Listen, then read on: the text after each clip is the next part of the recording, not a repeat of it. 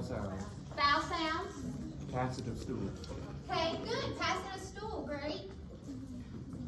Digestion. Well, no. Are they keeping food down? Okay, stomach appearance, right? Is it distended? Is it soft? What else? Are they keeping their food down? Maybe. I heard somebody say something over here. Oh yeah. What? Say it again. Tenderness. Good. Okay. What else?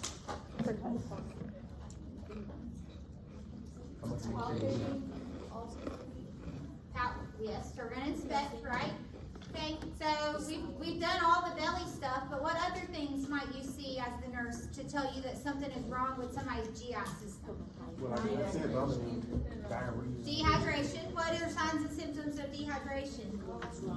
Depending on how old they are, sunken fontanelles. Sunken fontanelles, good. Dry mucous membranes, right? Poor cat. What's their heart rate and blood pressure and stuff going to do with dehydration? Increase. Low blood pressure, high heart rate, right? Yes. Okay. What about color? What's their color going to look like? What abnormal colors could they have with GI? Like a pale gray. Pale. What else? Jaundice. I heard it from somebody up here. Okay. What else? How about mental status stuff? What? Oh, okay. Decrease of blood consciousness. Okay, so irritability in a baby. Maybe if they're hungry and their belly hurts, they're going to be irritable, right? They could be restless or lethargic or listless is another word to kind of describe that, right? Okay, so just a lot of things that we can see that could point us in the direction that something might be happening with their GI system, all right? Okay, these are the parts of your GI system, okay? I do want to touch on a few things, though, that are different for the kid than the adult, okay? So their mouth is very vascular, okay? If you've ever, like, cut your mouth or bumped your mouth, it bleeds a lot. There's a lot of blood vessels in there. The bad thing about that is that kids are picking up everything, and they're putting their hands or those objects in their mouth, which if that's a vascular area, it means that they are at risk of increased infections of the GI system just because of the hand-mouth contact. Yes? Okay. The esophagus is the pathway from the mouth to the stomach, right? That's the tube right there. The lower esophageal sphincter is going to be down here at the bottom of the stomach. So if those things don't form correctly, we can have abnormal things that happen with the GI tract. That does not typically form, that lower esophageal sphincter, until around a month of age. That's why almost all young infants spit up if they're put in a certain position. Okay? And then the stomach digestion reaches the normal adult level by 6 months old. That's why we start baby food at 6 months, because their digestion is normal by that point. Okay? And the intestine is not fully functioning at birth. It takes a little while for that to fully function, okay? The full-term infant has 250 centimeters of intestine, where your adult patient has 600 centimeters of intestine. So just pointing out some differences there, okay? All right, so these are the things we're going to talk about. Dehydration, diarrhea, constipation, Hirschsprung's disease, reflux. We're going to talk about pyloric stenosis, intussusception, malrotation, and volvulus. These little ones with the star right here, we're not talking about those, okay? They're just part of this inflammatory disease. We are going to talk about appendicitis. We're going to talk about cleft lip, cleft palate, medial diverticulum, hernias, gastroschisis and umbilical, anorectal problems, and then we'll talk about cystic fibrosis, celiac disease, and biliary atresia. All right, some of these I will tell you, you're going to have to use, if you're looking for the book for these, you're going to have to use like the index at the back of the book and actually search for the disease process, because some of these are in your newborn with something wrong at birth chapter, which is like way back in the beginning of the book, okay? They're not actually in the GI tract chapter, okay? All right. So, fluid and electrolyte imbalance is going to be a major pediatric pediatric issue. They have smaller bodies, therefore smaller body surface area to mass ratio. Their kidneys are immature, they don't concentrate urine, so the baby literally drinks something, it goes through, the kidneys produce urine, it sits in the bladder for a second, it comes right out. There's no concentration of urine, okay? So all of those things are going to factor into making them be a higher risk for dehydration, okay? Which means as the nurse, we're going to have a lower threshold when treating their dehydration, okay? So, decreased intake or excessive loss is our diagnosis of dehydration. It can occur on a spectrum, meaning mild, moderate, severe. Symptoms are obviously going to range from mild to severe, okay? Here is a chapter of all the symptoms, a chart of all the symptoms. This came from your book, okay? It talks about mild, talks about moderate, talks about severe, all right? So skin turgor is going to go from elastic to tinting, depending on how severely dehydrated they are. Their lips and oral mucosa is going to go from pink and moist all the way to parched and cracked. Their eyes can be normal all the way to sunken. Their tears are going to be present to none, okay? Fontanelles are going to be soft and flat, or they're going to be sunken. Their mental status is they're either going to be really alert or they're going to be really lethargic, okay? Pulse rate is going to go from normal to bradycardia. Pulse quality is going to go from normal to pretty much impalpable, all right? Extremities. So ideally in a kid, I told you last week, we want their capillary refill to be a little bit faster, okay? Because their hearts beat faster, okay? So ideally we would like to see less than 2 seconds, okay? 2 to 3 is going to be kind of your moderate, and then greater than 3 is going to be your severe. And then their urinary output is going to be decreased, okay?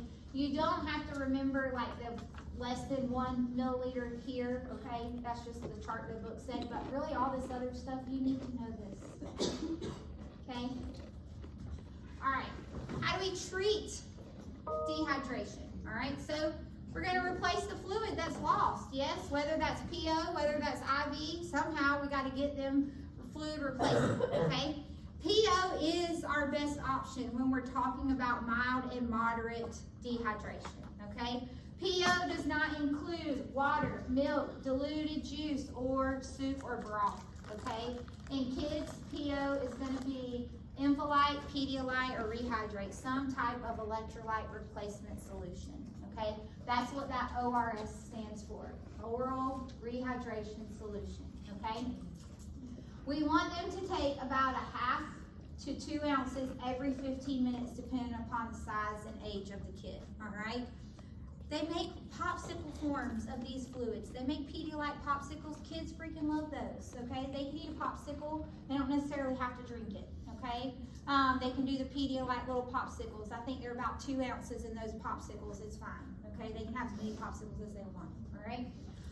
But oral rehydration, just know what's not important, okay? Or what we're not going to use, all right? If I give a kid water that has electrolyte imbalance, am I going to help them or hurt them? Hurt them, right? That's why we want to do the electrolyte solutions, okay?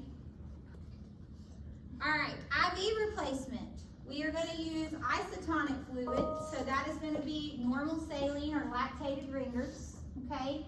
Normal saline bolus is going to be based on the clinical situation. But remember in DKA, I just told you 20 cc's per kilogram, okay? So 10 to 20 is ideal, 20 is the max. That's what we're using in our DKA patient, okay? But 10 to 20 is ideal. Please don't ever bolus anybody with anything other than normal saline or lactated ringers. Okay? Yes, Emily. On the case study that you're having us do for the head seat, there Yes. was mentioned a Holiday / Sagar maintenance formula, but it had 100 mLs. Should have been based on the kid's weight So it was 100 mLs per kilogram per day. That's not a bolus. That is their maintenance fluid. Okay. So that's different. This is what we're talking about for this is a bolus. Okay? So we are not going to bolus them with anything other than normal saline or lactated ringers, right? Why in our DKA patient do we use normal saline over lactated ringers?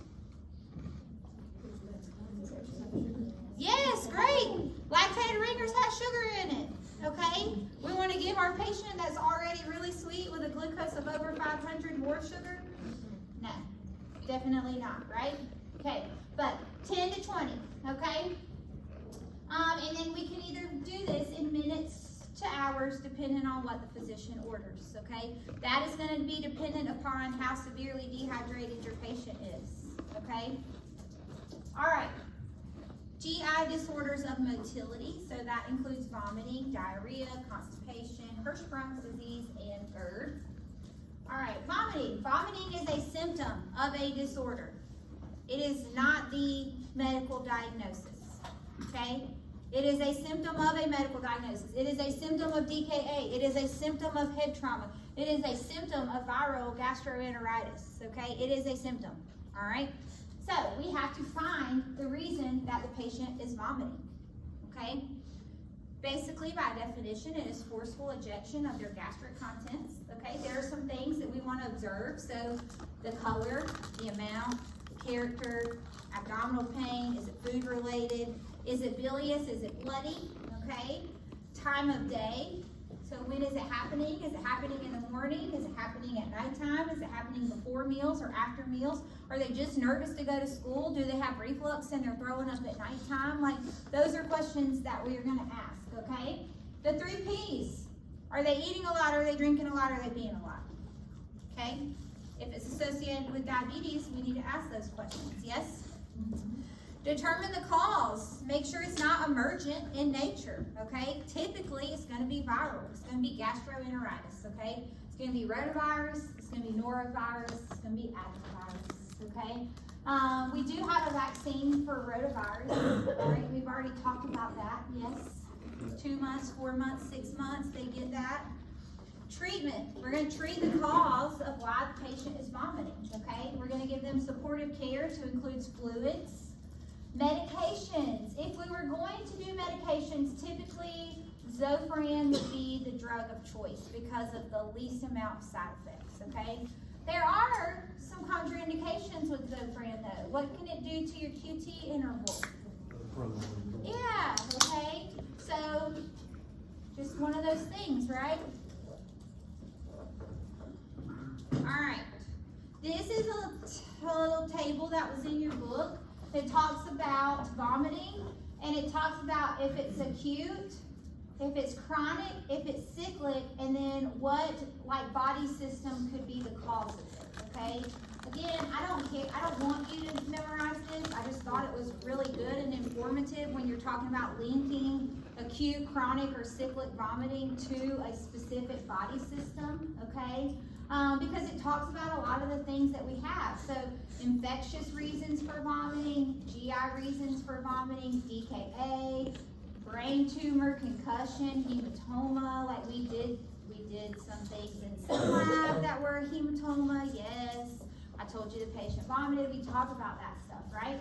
Okay. And it even talks about the kid part, toxic ingestion. So maybe they're vomiting because they ingested something they didn't have any business being exposed to.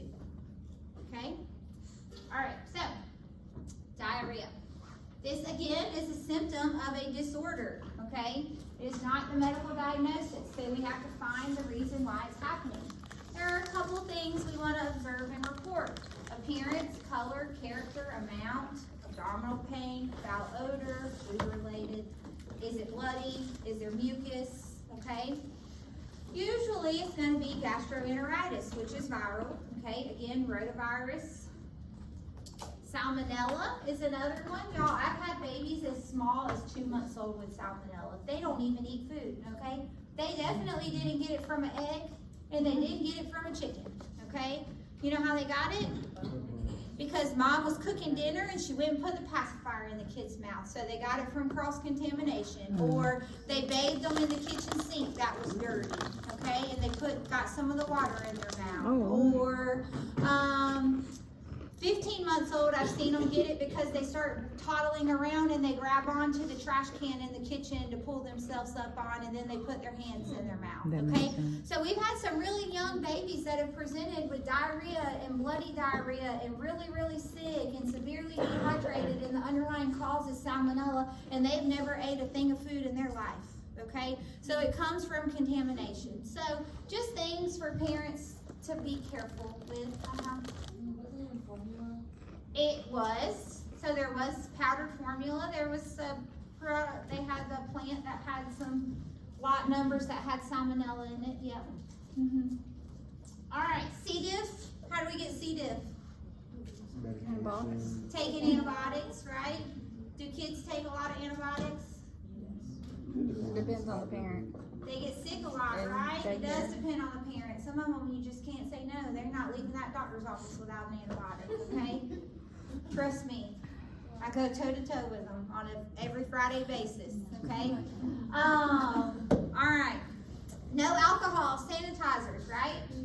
We are washing our hands with soap and water if we're worried about C. diff, yes? Yes. Okay, bleach wipes only, pathogens. So these pathogens are spread fecal to oral through food, water, direct contact with infected persons. Treatment, treat the cause, okay? Supportive care are gonna be fluids, they're gonna be rest. Anti-diarrheal medications are not used, okay? So we do not use Imodium in children, all right? If they have infectious diarrhea, they need to get rid of that infection and get it out of their body, okay? All right, again, another little chart that I found in your book that just talks about the reasons for diarrhea across the different age groups that I thought was cool, okay? So talks about why babies would have diarrhea, talks about why toddlers would have diarrhea, and it talks about school-age kids too, okay? Look at this last one down here. Constipation causes diarrhea. We're gonna talk about it in a second, okay? All right, gastroenteritis. So this is infectious, usually viral. You're gonna have nausea, you're gonna have vomiting, you're gonna have diarrhea.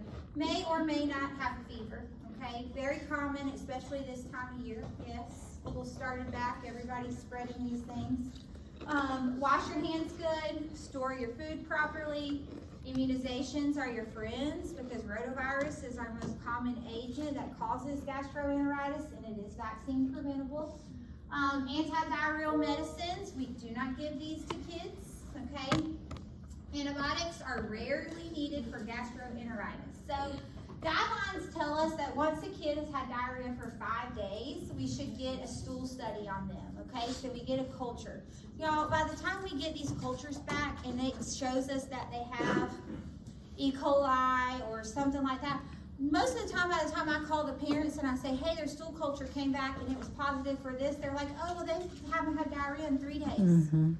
They're better by then, okay? So even if it's a bacterial cause, it can sometimes even get better on its own, okay? So we don't always have to treat it, okay? All right, constipation. So constipation is an alteration in frequency, meaning that they go less often. The consistency, so it's a larger, thicker stool, or they don't easily pass the stool. About 30% of all kids get constipated, okay? The age, though, really matters, all right? Newborn, infant, childhood, okay?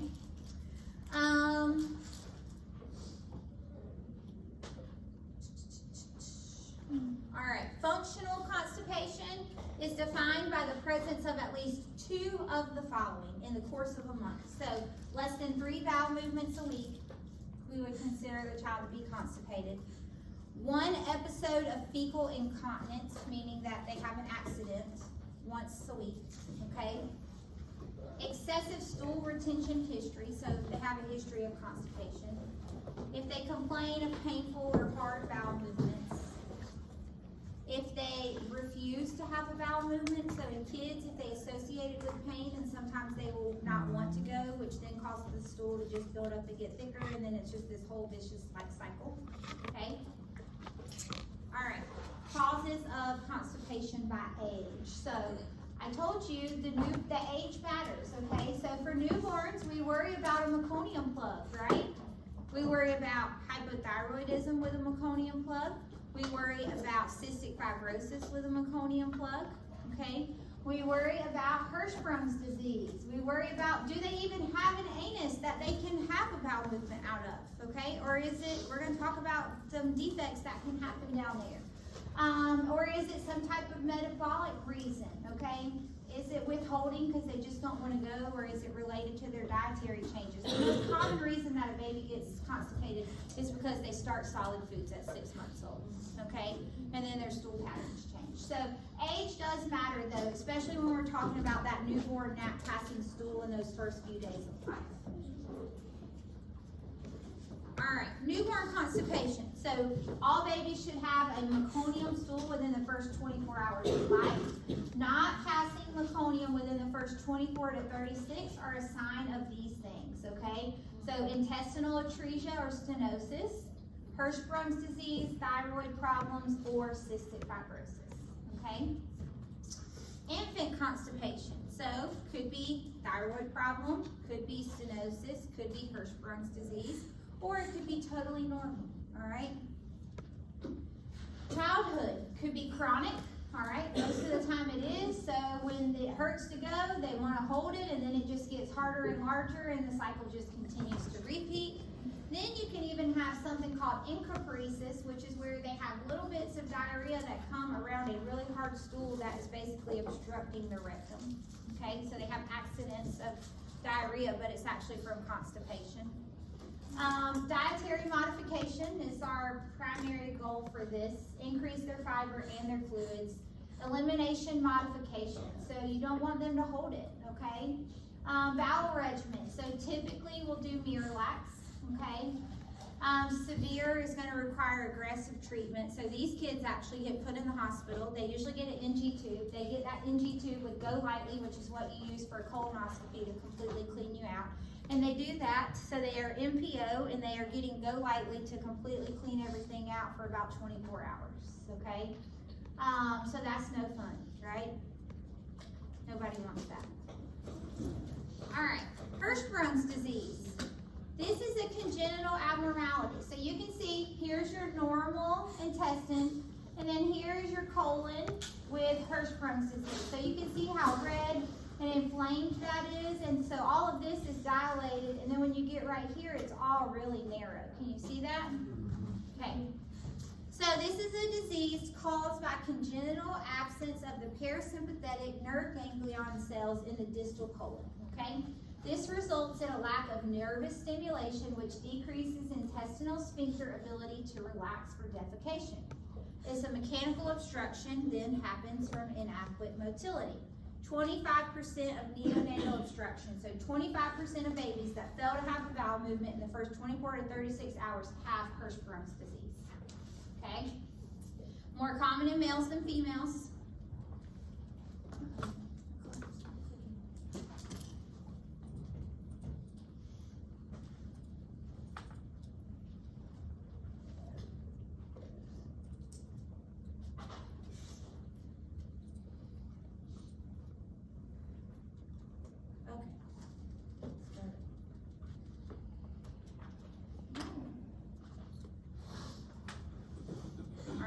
These are gross pictures, y'all, but they're important, sorry.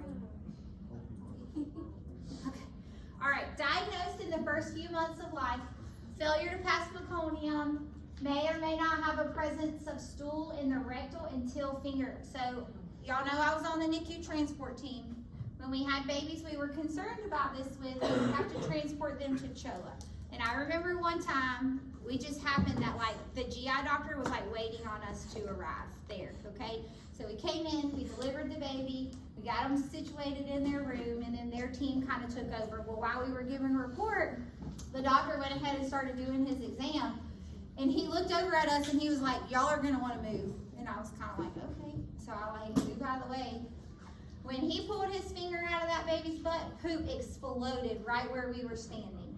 Nice. Okay? So I'm so grateful he told me to move, because I would hate to ride home in Atlanta with somebody's poop all over me. Okay? But literally, like, pulled it out. So that's how they know that they have it, okay? Is they may not have stool in their rectum until they do a rectal exam, and when they remove the finger, then the stool is going to explode, okay? Luckily, he thought enough to say, hey, move real quick before I do this, okay? Yeah, I was so grateful. So is that one going to be the more definitive than the failure to pass? Yes. Okay, so if diagnosed later in life, they're going to have constipation, they're going to pass really, really large stools, or they're going to have more like ribbon-like stools. through the area that has nerve innervation, so the nerves are not working, okay? Barium enema and an anorectal exam, so that's what he did, is gonna be your diagnostic test. It is confirmed though with a biopsy of the rectum. So they actually will do a biopsy and they will look to see that the nerves are not functioning the way that they're supposed to. So they're looking for the absence of cells there. How do we treat this? So they actually do surgical correction. So they go in and remove that piece of the colon that is not working, okay? Sometimes when they remove that piece, depending on how big it is, that kid might have to have an ostomy bag that then they go back later in reverse, okay? So if inadequate colon leak for re-anastomosis, then they'll have to do a colonostomy until they're able to do that. Medical therapy, diet, lifestyle until surgery, and then so they're gonna slowly increase fiber, fluids, activity, and do a bowel regimen, okay? So essentially they're gonna thin the stools out so much that they're not gonna be thick enough for it to kind of build up there, okay? But surgery is your true treatment for this. All right, reflux. Yes? Do we need to know the stuff that was on the little EAQ about like how we need to educate? Oh, never mind, that's the next one. Okay. Sorry. Reflux. So this is transfer of gastric content into the esophagus. Okay, so you have all your food here, and then it comes up into the esophagus, right? This is going to occur most frequently after meals, because when our stomach is full, then it's going to come up, right? Or at nighttime, so if we eat late at night and then we lay down, then the acid is going to come up, yes? 50% of all kids or all babies have GERD, okay? 100% of all premature infants have GERD, okay? So I told you that lower esophageal sphincter right here doesn't form until a month of age, okay? And then when you add prematurity in there, then you got this little baby that's not supposed to be eating yet, right? That we're putting food in its stomach, and everything is so tiny and compressed in those little tiny preemies. And so there's not really anywhere for the milk to go but up. It either goes down or it goes up, right? All right, reflux should resolve by 1 year of age, okay? Because they become vertical, all right? Once a baby starts sitting up and they're mobile and they're walking around, gravity's gonna help to hold that food in their stomach, okay? Versus a baby that we're feeding a liquid diet and just laying down flat after they eat on their back, okay? Obviously, gravity's gonna go against them, okay? That lower esophageal sphincter here is also gonna tighten as they get older as well, okay? All right, so how do we diagnose this? So we diagnose with history, and we diagnose with their history and physical. Upper GI, so that's like an x-ray that they do where you drink the contrast dye. It's really cool. You can watch them drink it. You can see it go down the esophagus into their stomach. And then if they have reflux, you'll actually see it kind of like go back up. It's kind of cool to watch, okay? 24-hour pH probe, so we assess the acidity of the contents in their stomach by putting a pH probe in their stomach, okay? Caregiver education is going to be needed for this on feedings, how to lay them down, things like that. Treatment, though, is going to depend on severity, okay? If the baby is happy and they are growing and they are thriving, they don't need any treatment for this. We know it's going to get better with time, okay? However, if they have respiratory symptoms, so when a baby has reflux and the milk comes up, the body's natural response is to hold their breath, okay? The body is doing that because it is trying to prevent that milk and that acid from getting into the lungs, okay? So your esophagus and your trachea are really close together, yes? The top of them, okay? So when the milk comes up, then babies will hold their breath, okay? So if you have babies that are having cyanotic episodes or apneic episodes, sometimes reflux is the cause, okay? So if they're having respiratory symptoms, you can't live if you can't breathe, right? So that might be a baby we treat for this, okay? Or if they're having failure to thrive with significant weight loss. So if more milk is coming up than what the kid is able to keep down, then they're not growing from that, then obviously that becomes a concern as well, okay? Initial treatment is to alter their feeding techniques. So thicken their formula with rice cereal, smaller, more frequent feedings, they don't get to eat an 8-ounce bottle 3 times a day. Okay? They get to eat a 3 or 4 ounce bottle every 2 or 3 hours. Alright? Position upright after feeding. So if we know that gravity is going to help us to keep milk into their stomach, then obviously we want to let gravity help us by keeping them upright. 30 to 45 minutes they need to be held upright after feedings, okay? That really sucks at nighttime when you're telling a mom that her baby's going to eat every 2 to 3 hours. She's got to feed them, and then she's got to hold them upright for another 30 minutes after the feeding, okay? That means she's not getting very much sleep in between those feedings. Meds are used sometimes, okay? So sometimes we will use an H2 antagonist or a proton pump inhibitor. And then sometimes if it's really, really bad, they need surgery. So they'll go in and wrap the esophagus and kind of tie it in a knot and kind of create a lower esophageal sphincter by pretty much tying the esophagus in a knot around the top of the stomach, okay? That's what's happening here, all right? And this is the Nissen fundoplication is the name. You don't have to know that. Just know if it's really severe, surgery is required, okay? All right, now we're going to talk about a couple of obstructive disorders. So pyloric stenosis, intussusception, malrotation, and volvulus. All right, so first is pyloric stenosis. So this is muscle of the pyloric sphincter. The pyloric sphincter is the sphincter at the bottom of the stomach, okay? So you have your lower esophageal sphincter is the one at the top. The pyloric sphincter is the one at the bottom. So that's the one that connects the stomach to the small intestine, okay? So this will thicken. Usually in the 2 to 6 weeks after the child is born, this sphincter thickens, okay? So this is usually more prominent in firstborn males, all right? I don't know why, just genetically it is. Okay, so what's going to happen? The kid is going to have projectile vomiting. Okay, so if food goes in here and then it has a hard time draining this way, it's not going to be able to do anything except for come up, right? Okay, projectile vomiting. I'm talking about forceful vomiting like you would see on a horror movie. Okay, so like you're holding them up and they are like, not like, oh, dribble just ran out of their mouth, okay? Like, let's wipe that up, right? No, I'm talking like forceful. Like the baby has no puke on them and the whole floor is covered in it, okay? So like they'll be laying in their swing and completely puke, miss their whole self, and it lands on the floor in front of them. That's how forceful of vomiting we're talking, okay? Obviously, if we're puking and we're not digesting anything, we're going to be dehydrated, right? We're going to have some metabolic alkalosis, okay? And we're going to have some growth failure, because if we can't eat, then we can't grow, yes? All right. So, you see this little baby? How tiny he looks? You see this baby? Look, he's not getting soaked with the puke at all. It's just going everywhere else, right? Okay? When I said forceful, I meant it, okay? So, signs and symptoms. Projectile vomiting 30 to 60 minutes after the feeding. Dehydration, metabolic alkalosis, growth failure. How do we diagnose this? Well, based on the history. But they also may have an olive-shaped mass, okay? So if that sphincter is swollen and right in the center of their stomach, right above their belly button, you're going to see an olive-shaped mass. So that just means like a circle, okay? And you're going to notice it when the stomach is empty, okay? Ultrasound is going to show us a thickened or elongated pyloric sphincter. Oh.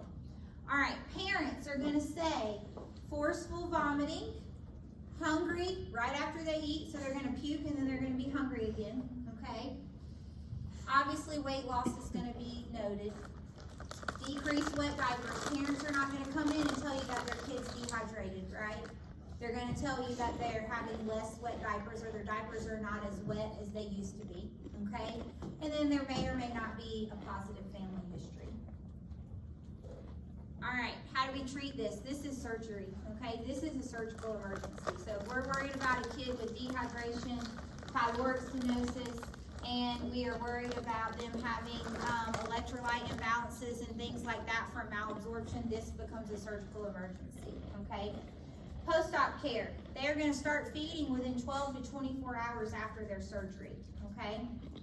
We're gonna start with clear fluids though, so that's gonna be Pedialyte, all right? Pedialyte comes in a non-flavored version. I don't know if y'all seen that, but it's pretty much like salt water, okay? It just doesn't have any flavor to it. It's just gonna be electrolyte. So we're gonna start with that. We're gonna give the baby a small amount, usually about an ounce every hour, and then once they're able to tolerate that, then we'll start to progress. Once they can tolerate that, then we can progress them to their formula, okay?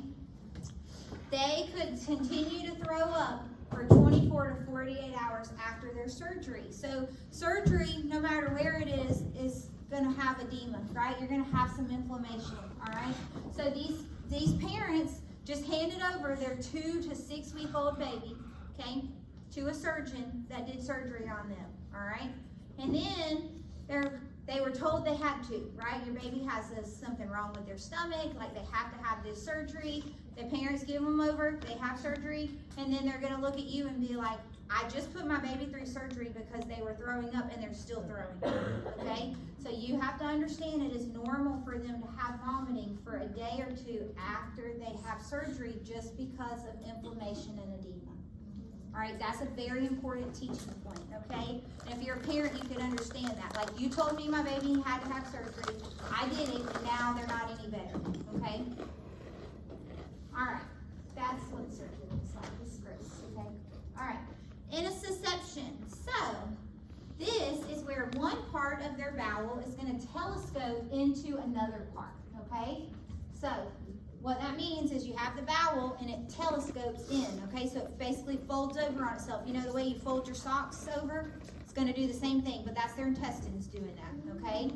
Your signs and symptoms are going to be a red currant jelly, okay, stool. So it's going to look very red, bloody, gelatinous, like a jelly, okay, is what you're going to be seeing, all right?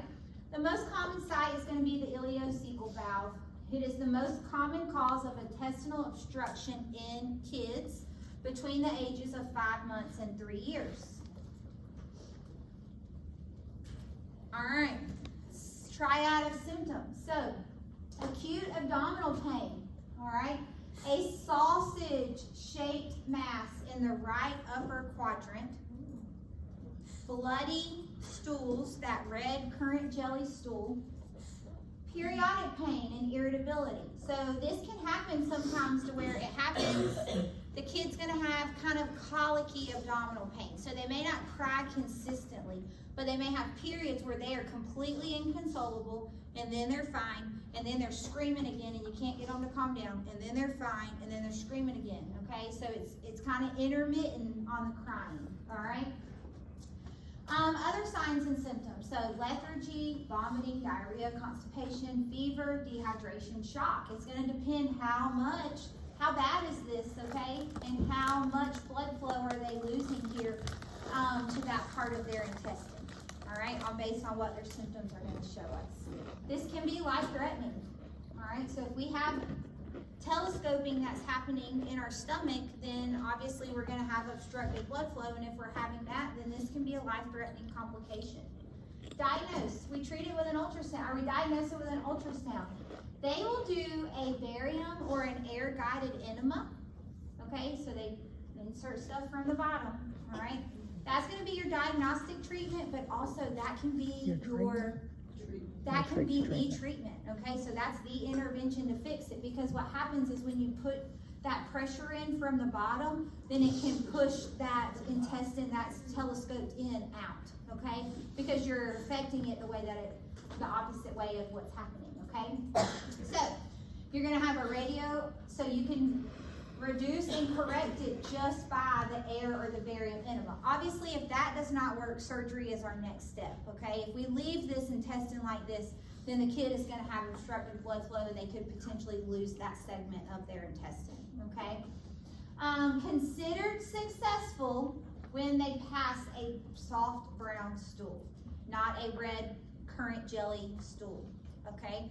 So, what does that mean? If they did the enema, they thought it fixed, and then the kid had a normal stool, can we still do surgery on them? No. No, okay, they're better. All right, malrotation and volvulus. Abnormal rotation of the intestine around the supramesenteric artery during embryonic development that may undergo a complete twist, okay? So you can see here, this is your normal, and you see how this intestine and this colon and all this is all just twisted all together, okay? This happens in utero, all right? What are we gonna see though? We're gonna see bilious emesis, we're gonna see distension, and we're gonna see some GI bleeding from inflammation, okay? How do we diagnose this? So, clinical symptoms, x-ray, a GI series, the upper GI where they drink the contrast, they're gonna drink it, you're gonna watch it go in, it's not gonna go anywhere, okay? Surgical treatment, so they're gonna quickly untangle the bowels and intestines that are all tangled together, okay? They've gotta do it quickly because the longer they leave it like that, the risk of blood flow is gonna be, there's gonna be a risk of impaired blood flow, and then that can cause long-term problems, okay? They can develop what's called short gut syndrome, all right? So they lose that portion of their intestines. So when I worked at the little daycare that took care of the kids that were medically fragile, I had a little girl that had short bowel syndrome, okay? She had her little TPNs and lipids in her central line. She had her cute little book bag that she carried around her pump that had all her things in there. And then she also got some enteral feedings through a tube in her stomach, okay? She did not eat anything by mouth because her body was not able to digest it, okay? So anything that went in by mouth didn't come out, it was basically just went straight through her and it just came out acidic, okay? So she ate nothing by mouth. Everything was enteral or parenteral nutrition for her. But it was from this. It was from short gut syndrome, okay? Nursing management, same as with intestinal obstruction and abdominal post-op care, all right? All right, let's take a break.